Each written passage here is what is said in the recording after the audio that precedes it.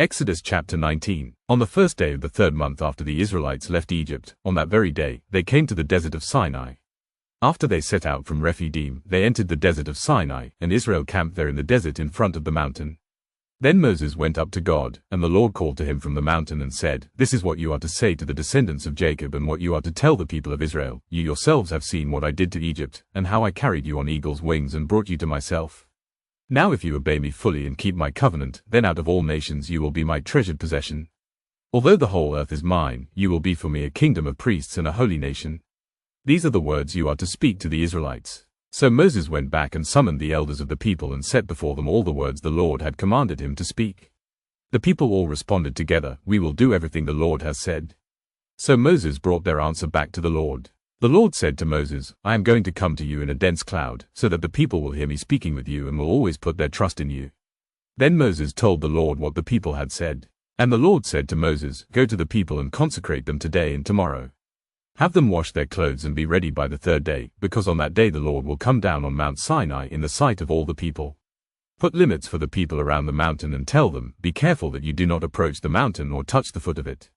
Whoever touches the mountain is to be put to death. They are to be stoned or shot with arrows, not a hand is to be laid on them. No person or animal shall be permitted to live. Only when the ram's horn sounds a long blast may they approach the mountain." After Moses had gone down the mountain to the people, he consecrated them, and they washed their clothes. Then he said to the people, "Prepare yourselves for the third day.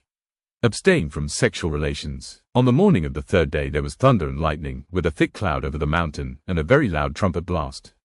Everyone in the camp trembled. Then Moses led the people out of the camp to meet with God, and they stood at the foot of the mountain. Mount Sinai was covered with smoke, because the Lord descended on it in fire. The smoke billowed up from it like smoke from a furnace, and the whole mountain trembled violently. As the sound of the trumpet grew louder and louder, Moses spoke and the voice of God answered him.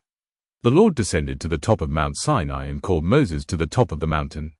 So Moses went up and the Lord said to him, "Go down and warn the people so they do not force their way through to see the Lord and many of them perish. Even the priests, who approach the Lord, must consecrate themselves, or the Lord will break out against them." Moses said to the Lord, "The people cannot come up Mount Sinai, because you yourself warned us. Put limits around the mountain and set it apart as holy." The Lord replied, "Go down and bring Aaron up with you. But the priests and the people must not force their way through to come up to the Lord, or he will break out against them." So Moses went down to the people and told them,